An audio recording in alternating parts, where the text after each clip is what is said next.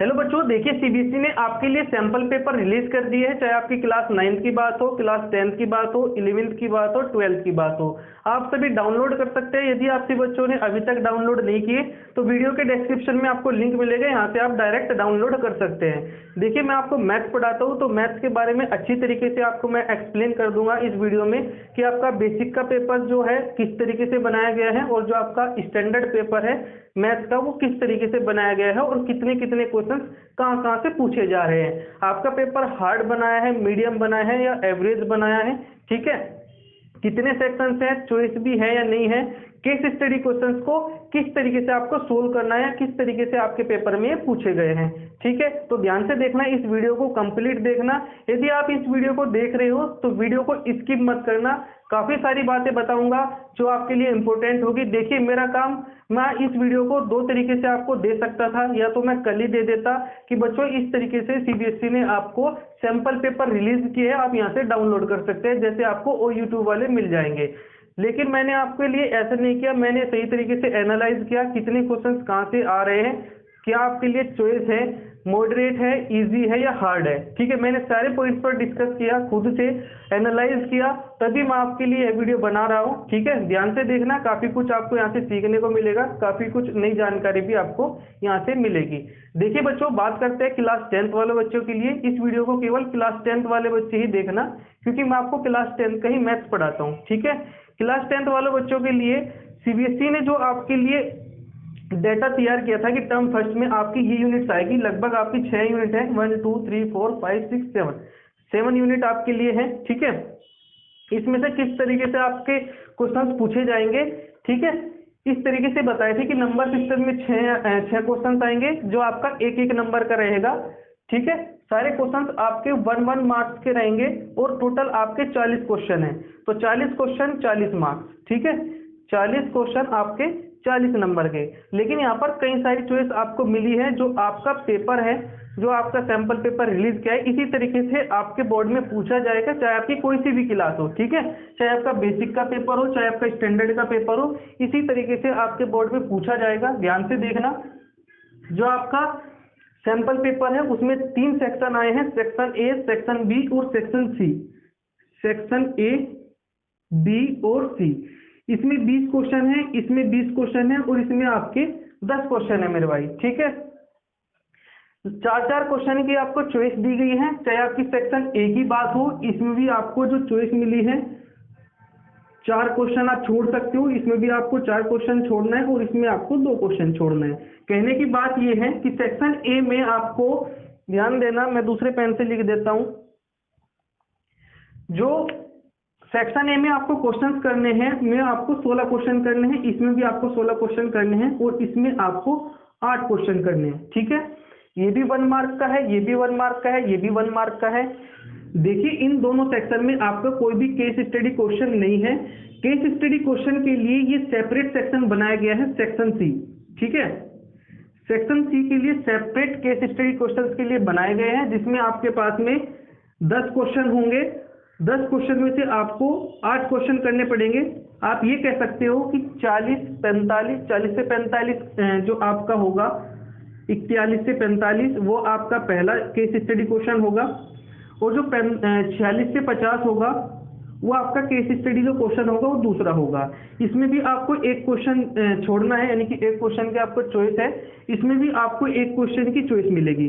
इसमें मतलब 4 क्वेश्चन आपको करने पड़ेंगे, इसमें भी आपको 4 क्वेश्चन करने पड़ेंगे। क्या आप अच्छे से अपने इस स्ट्रक्चर को समझ पाए क्या? ध्यान से देखो, जो सेक्शन ए है इसमें आपको 16 क्वेश्चन करने हैं, जो सेक्शन बी है इसमें भी आपको 16 क्वेश्चन करने हैं, जो सेक्शन सी है इसमें आपको 8 क्वेश्चन करने हैं। 2 क्वेश्चन की चॉइस इसमें है। ठीक है, एक केस स्टडी क्वेश्चन में एक क्वेश्चन की चॉइस, आप कोई से भी छोड़ सकते हो। ठीक है मेरे भाई, ठीक इसी तरीके से सेक्शन ए में जो भी लगे आपको कि आपसे नहीं हो रहा है, आप 4 क्वेश्चन इस तरीके से छोड़ सकते हो चॉइस के रूप में। ठीक है, सारे क्वेश्चन आपके एमसीक्यू रहेंगे। ठीक है, समझ पाए? पहले सेक्शन में 16 क्वेश्चन, दूसरे सेक्शन में 16 क्वेश्चन, तीसरे सेक्शन में 8 क्वेश्चन, इस तरीके से आपको 40 क्वेश्चन करने हैं और आपके 40 ही मार्क्स हैं, यानी कि एक क्वेश्चन 1 नंबर का। अब इसमें जो टोटल क्वेश्चन बने हैं मेरे भाई, में बने हैं आपके 50 क्वेश्चन। कितने बने हैं? में बने हैं आपके 50 क्वेश्चन। चॉइस को मिला करके भाई 20, 20, 40 और 10 आपका 50। समझ पाए? अब जो ये सारा का सारा स्ट्रक्चर है ना, ये जो सारे नंबर थे यानी कि जो ये सारे क्वेश्चन थे, ये आपके 40 क्वेश्चन इंक्लूड करते थे। कितने देखो गिन के, 10, 6, 16, 6, 22, 6, 28 और 5, 33 और 4, 37 और 3, 40 क्वेश्चन। लेकिन बोर्ड ने आपके लिए जो सैंपल पेपर तैयार किया है उसमें 50 क्वेश्चन है। तो मैंने ठीक से जब एनालाइज किया तो नंबर सिस्टम में बच्चों आपके 2 क्वेश्चन जो है बड़े हैं, अलजेब्रा में आपके 3 से 4 क्वेश्चन बड़े हैं। ठीक है, कोऑर्डिनेट ज्योमेट्री की बात करते हैं तो इसमें भी बच्चों 2 क्वेश्चन बड़े हैं। ज्योमेट्री में आपका नहीं बड़ा है, ना ही आपका ट्रिगो में बड़ा है, ना ही आपका मेंसुरेशन में बड़ा है। और जो आपका प्रोबेबिलिटी है, यदि आपका मतलब चेंज होगा तो इसमें से भाई 4, 2, 6 और आपका 2, 8 और इसमें आपका 2 क्वेश्चन। ठीक है, प्रोबेबिलिटी में आपका 2 क्वेश्चन इंक्रीज हुए। ध्यान देना, प्रोबेबिलिटी में भी आपके 2 क्वेश्चन बढ़ करके आए, यानी कि प्रोबेबिलिटी भी आपकी 3 क्वेश्चन ना करके 5-6 क्वेश्चन आपके इसमें आए हैं। इनमें जो सेक्शन है आपका, इनमें कोई भी आपका क्वेश्चन नहीं बढ़ा है। ठीक है, आपको ऐसा देखने को मिल सकता है आगे, ये तो सैंपल पेपर की बात है, ये पोर्शन आपका ज्यादा देखने को मिल सकता है क्योंकि यहाँ से आपका केस स्टडी क्वेश्चन एक डायरेक्ट बन करके आया है। जो केस स्टडी क्वेश्चन है आपका, वो सारा का सारा आपका कोऑर्डिनेट ज्योमेट्री से रिलेटेड है। ठीक है, 2 आपके केस स्टडी क्वेश्चन है, एक तो इससे रिलेटेड है। ठीक है, सारा का सारा इसमें थोड़ी सी एक लीनियर इक्वेशन का भी क्वेश्चन है। और जो आपका दूसरा केस स्टडी क्वेश्चन है उसमें आपका इसमें अलजेब्रा से रिलेटेड है। ठीक है, अलजेब्रा भी दे रखा है उसमें और आपका एक क्वेश्चन इससे भी है। ठीक है, यानी कि कोऑर्डिनेट ज्योमेट्री का एक तो क्वेश्चन सेपरेट है ही है, लेकिन जो दूसरा भी क्वेश्चन है केस स्टडी क्वेश्चन का, उसमें भी एक ही क्वेश्चन है और ये आपका अलजेब्रा का पार्ट भी उसमें दिया गया है। ठीक है मेरे भाई, अच्छे से समझ पाए क्या? तो ये तो हो गया आपका केस स्टडी क्वेश्चन। मैंने आपको अच्छे से समझाया कि कहाँ से पूछे जा रहे हैं। मैंने आपको अच्छी तरीके से तीनों सेक्शन के बारे में बता दिया है कि तीनों सेक्शन में किस तरीके से आपके क्वेश्चन पूछे गए हैं। जो क्वेश्चन इंक्रीज हुए हैं 40 से 50, ठीक है, 40 क्वेश्चन आपको करने हैं 40 नंबर के, लेकिन चॉइस को मिला करके 50 क्वेश्चन बनते हैं। मैं 10 क्वेश्चन कहाँ कहाँ पर बड़े हैं वे भी मैंने आपको अच्छी तरीके से बता दिया है, जिस तरीके से मैंने एनालाइज किया है। ठीक है मेरे भाई, अब बात करते हैं, काफी सारे बच्चे जो है डाउट में थे मार्किंग स्कीम को लेकर के, क्योंकि इसमें भी सेपरेट कॉलम दे रखा है मार्किंग स्कीम का। लेकिन जब आप मार्किंग स्कीम को देखते हो तो उसमें आपका कोई भी इस तरीके से नहीं दे रखा है जैसे पहले वाले बच्चों के लिए दे रखा था जिन्होंने पहले पेपर दिए हैं। ये आपका जो सेशन है 2021 और 2022 है। ठीक है, जो आपका जो सेशन है आपका वो 2021 और 22 है।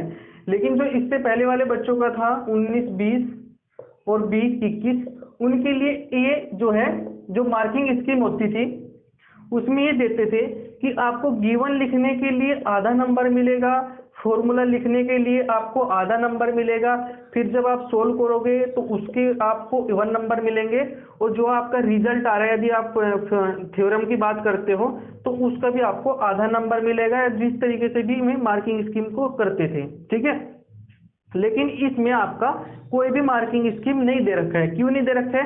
क्योंकि आपका ये सारे क्वेश्चंस एमसीक्यू है, यानी कि मल्टीपल चॉइस क्वेश्चन है। एक क्वेश्चन है आपका, उसके 4 ऑप्शन होंगे ए बी सी डी, आपको OMR दी जाएगी। क्या दी जाएगी मेरे भाई?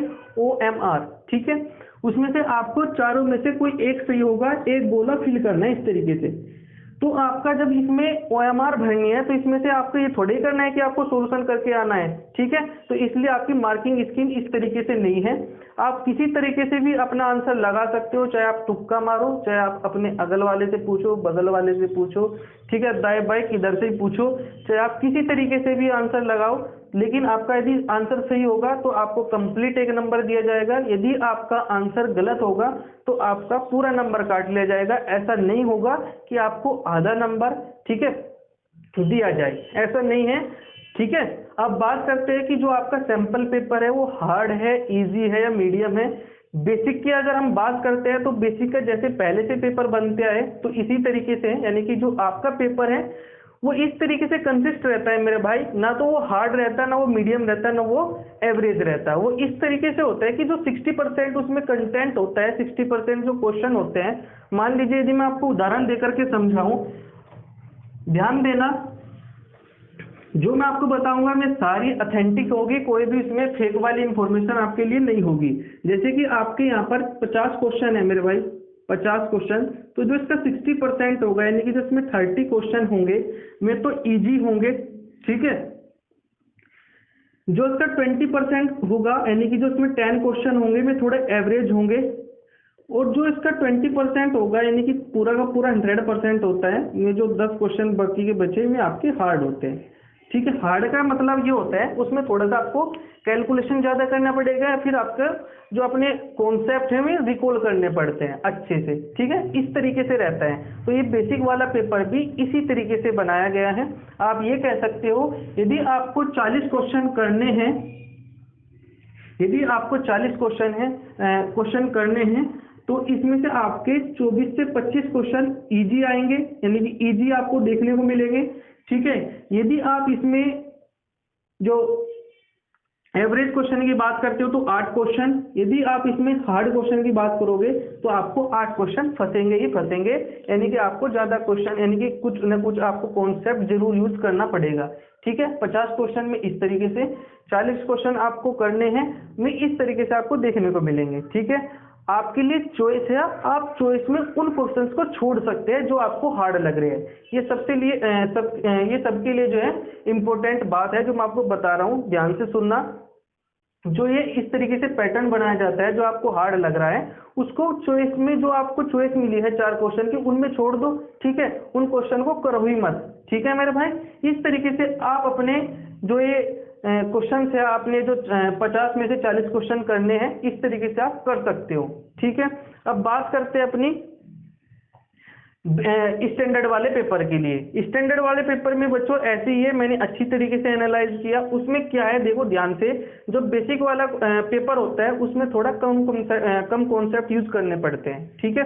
कम कॉन्सेप्ट इन द सेंस, यानी कि जैसे कि आपके लिए कोई क्वेश्चन है कि एचसीएफ बताना है आपको 10 और 15 का, तो ये तो क्वेश्चन बन जाएगा बच्चों बेसिक वाले बच्चों के लिए, यानी कि इस तरीके से भी क्वेश्चन आ सकते हैं, 10, 15, 20 का आपको एचसीएफ बताना है या एलसीएम बताना है। यदि इसी क्वेश्चन को मैं स्टैंडर्ड पेपर में देखना चाहूंगा या आपके लिए तैयार करूंगा इसी क्वेश्चन को, तो 10, 15, 20 की जगह मैं आपको 200, 300, 400, यानी कि डिजिट जो है काफी जो है लेंथी मिल सकती है, आपको ज्यादा लेंथी नहीं मिलेगी, यानी कि थोड़ी उससे ज्यादा डिजिट को, उससे ज्यादा बड़ा नंबर तो आपको देखने को मिलेगा ही मिलेगा यदि आप स्टैंडर्ड पेपर की बात करते हैं, ठीक है। अगर मैं आपको स्टूडेंट के पॉइंट ऑफ व्यू से बताऊं, यदि आपका पेपर 1 घंटे में फिनिश होता है, जिस तरीके से स्टूडेंट्स पूछना पसंद करते हैं कि सर ये बताइए कि हमारा पेपर कितना टाइमिंग में हम सोल्व कर सकते हैं यदि हमारी अच्छी तैयारी है तो बच्चों जो आपका बेसिक पेपर है वो आपका 1 घंटे में अच्छी तरीके से सोल्व हो जाएगा। 15 मिनट फालतू लगती है आपको स्टैंडर्ड पेपर को सोल्व करने के लिए, ठीक है। हद से ज्यादा 15 मिनट आपको फालतू लगेगी स्टैंडर्ड पेपर को सोल्व करने के लिए। क्या आप अच्छी तरीके से समझ पाए? क्या मैंने आपको सारी कुछ जितनी भी इंफॉर्मेशन थी मैं सारी बताई, ठीक है। आगे जो मेरी वीडियो रहेगी मैं आपको अच्छी तरीके से केस स्टडी क्वेश्चंस को समझाऊंगा, क्योंकि जो आपके लिए स्टैंडर्ड में केस स्टडी क्वेश्चन है वो काफी इसमें कुछ समझने को मिलेगा आपको, ठीक है। इस तरीके का क्वेश्चन आपके पेपर में पूछा जा सकता है, ठीक है। तो मैं आपको दोनों क्वेश्चन अच्छी तरीके से कराऊंगा। स्टैंडर्ड वाले, बेसिक वाले थोड़े आसान हैं, यदि आप बोलोगे तो मैं आपको ये क्वेश्चंस भी, आपको केस स्टडी वाले क्वेश्चंस भी आपको अच्छी तरीके से समझा दूंगा, ठीक है। यदि आपको क्लास 10th की शॉर्ट कॉन्सेप्ट सीखने हैं, यानी कि शॉर्ट ट्रिक्स सीखने हैं, तो चैनल को सब्सक्राइब करिएगा, क्योंकि आपको मैं short concept with short tricks आपको अच्छी तरीके से समझा रहा हूं।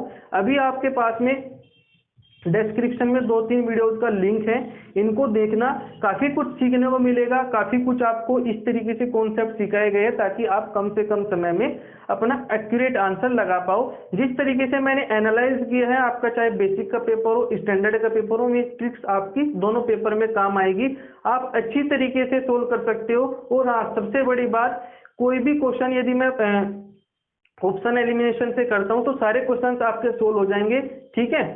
क्योंकि आपका कंपटीशन का पेपर थोड़ा ही है कि आपको ऑप्शन में भी वे आपको गड़बड़ाएंगे, यानी कि ऑप्शन में भी आपको उलझाएंगे, ठीक है। इस तरीके का आपका पेपर नहीं है, तो आप with the help of option अच्छी तरीके से अपने पेपर को कर सकते हैं, चाहे आपका बेसिक का पेपर हो चाहे आपका स्टैंडर्ड का पेपर हो। मैं आपको अच्छी तरीके से सोल्व कराऊंगा, एक एक सैंपल पेपर आपको अच्छी तरीके से सोल्व कराऊंगा, एक एक सेक्शन को, ठीक है।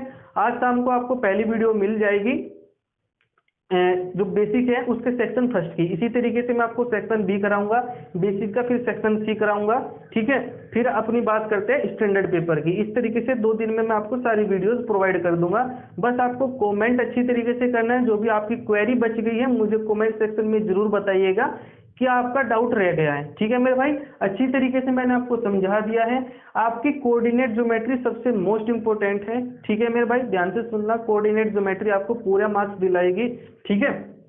इसके लिए भी मैंने आपके लिए बहुत अच्छी सी शॉर्ट कॉन्सेप्ट बनाए हैं, ध्यान से देखना। इसको अच्छे से करना, 7 से 8 नंबर जरूर दिलाएगी कोऑर्डिनेट ज्योमेट्री, ठीक है। नंबर सिस्टम में आपको कुछ ज्यादा नहीं करना पड़ता है, इसमें से भी आपको 6, 7, 8 नंबर जरूर मिलेंगे, आसानी से मिल जाएंगे, ज्यादा कुछ करना नहीं पड़ेगा। जो अलजेब्रा है ये भी आपके लिए आसान है। बच्चे कहाँ पर फंसते हैं, जो आपका ज्योमेट्री है, जो आपका ट्रिगो है, जो आपका मेंसुरेशन है। लेकिन ध्यान से सुनना, जो आपके लिए geometry, trigo, mensuration hard topic लगते हैं बच्चों, क्योंकि आपका मल्टीपल चॉइस क्वेश्चन है, इसमें ज्यादा आपको सोल्व करने वाले क्वेश्चन नहीं मिले हैं, ठीक है। देखिए ऑनेस्ट ओपिनियन दे रहा हूँ, इसमें आपको ज्यादा सोल्व करने वाले क्वेश्चन नहीं मिले हैं। स्टैंडर्ड में थोड़ा सा आपको 2-3 स्टेप फालतू यूज करने पड़ेंगे, लेकिन उसमें भी ज्यादा हार्ड क्वेश्चन नहीं आए हैं स्टैंडर्ड वाले में। बेसिक वाले में तो आपको वैल्यू पुट करने वाले क्वेश्चन मिले हैं, ठीक है। तो ध्यान देना, ऐसे क्वेश्चंस को सबसे पहले प्रिपेयर करना, ज्यादा हार्ड वाले क्वेश्चंस मत करना, ठीक है। चलिए, मैंने आपको बच्चों सारा कुछ समझा दिया है। प्रोबेबिलिटी को भी मैं आपको अच्छे से समझाऊंगा। यदि मेरी प्रोबेबिलिटी की आप पिछले वाली वीडियोस देखते हैं तो यहाँ से आपको सारे क्वेश्चंस मिल जाएंगे, लेकिन उन वीडियोस की थोड़ी सी क्वालिटी जो है पुअर है, ठीक है। तो मैं आपको वे वीडियोज भी अच्छी तरीके से नई वीडियोज के रूप में अच्छी तरीके से सारे कॉन्सेप्ट समझाऊंगा। यदि आपको ये रिव्यू अच्छा लगे, मेरा बताने का तरीका आपको समझ में आए, तो वीडियो को लाइक करना, शेयर तो आप लोग नहीं करते, और चैनल को सब्सक्राइब तो कर ही लेना, ठीक है मेरे भाई। चलिए मिलते हैं अपनी नेक्स्ट वीडियो में। Thank you, all the best.